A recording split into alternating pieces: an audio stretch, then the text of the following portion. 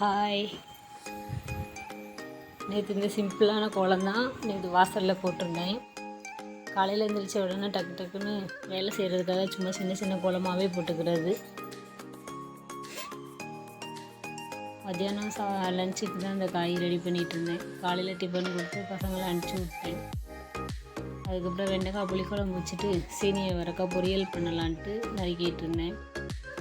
சீனி வரக்காய் கையிலேயே ஒடிச்சிடலாம். இந்த மாதிரி நல்லா குட்டி குட்டியாக ஒடிச்சோன்னா நல்லா ஈஸியாக இருக்கும்.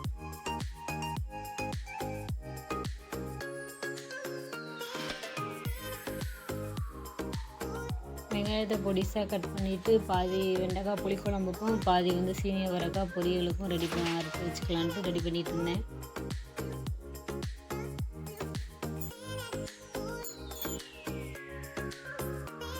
வெண்டைக்காய் இந்த மாதிரி பொடிசாக நறுக்கலாம். ரொம்ப பொடிசாக நறுக்குனா பொரியல் கூட்டுக்கு யூஸ் ஆகும். இது குழம்புக்குன்னா இந்த சைஸ் நறுக்கிக்கலாம். கட்டையில் வச்சு நறுக்குனா கட்டையெல்லாம் விழுன்னு ஆயிரும். அதுக்காக தான் கையிலேயே நறுக்கிட்டேன். சீனி வரக்காவை நல்லா அலசி எடுத்துக்கலாம்.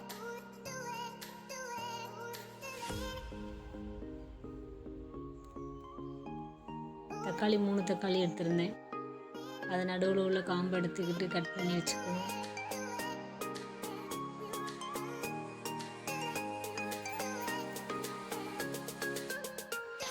அதுக்கப்புறம் சட்டியை அடுப்பில் வச்சுட்டு நல்லெண்ணெய் கொஞ்சம் விட்டுட்டு கடுகு கொஞ்சம், வெந்தயம் கொஞ்சோன்னு,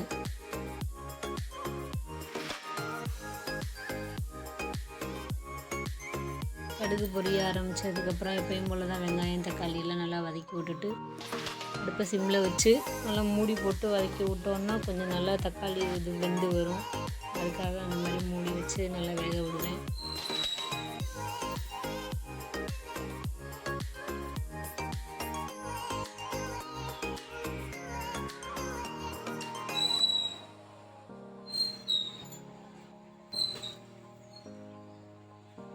ஏற்கனவே சமைக்கிறவங்களுக்கு ஓகே, புதுசாக ஏதாவது கற்றுக்கிறவங்களுக்கு இந்த மாதிரி ஈஸியாக கற்றுக்கலாம். அதுக்காக தான் வீடியோ போட்டேன். தக்காளியும் போட்டு நல்லா வதக்கிட்டு மூடி வச்சு சிம்மில் வச்சு வதக்கிக்கலாம். அடுத்து அந்த சைடு கடாயில் கொஞ்சமாக எண்ணெய் விட்டுட்டு அதுக்கப்புறம் அந்த வெண்டைக்காவை தனியாகவே வதக்கி எடுத்துக்கலாம். இதில் வெங்காயம் தக்காளி கூட ஒன்றா போட்டு வதக்கணுன்னா கொஞ்சம் லைட்டாக விழுன்னு இருக்கிறது மாதிரி இருக்கும். அதனால் தனியாக அந்த சட்டியில் வதக்கி எடுத்தோம்னா நல்லாயிருக்கும்.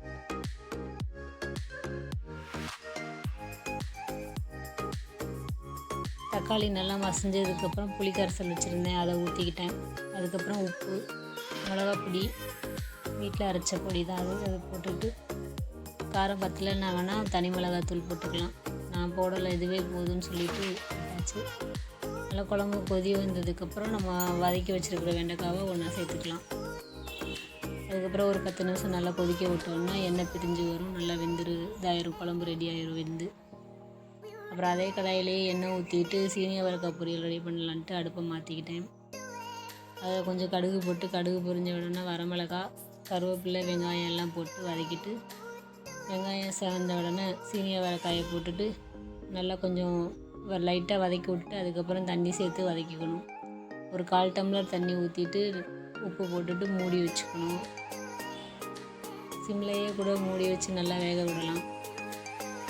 லாஸ்ட்டாக தேங்காய் துருவி போட்டுக்கலாம். நான் தேங்காய் போட மாட்டேன்.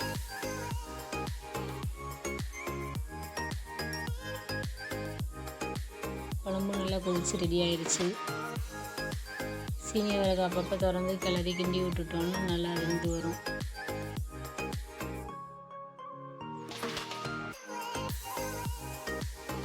நல்லா வெந்துடுச்சு சீனி அவரைக்காவும்.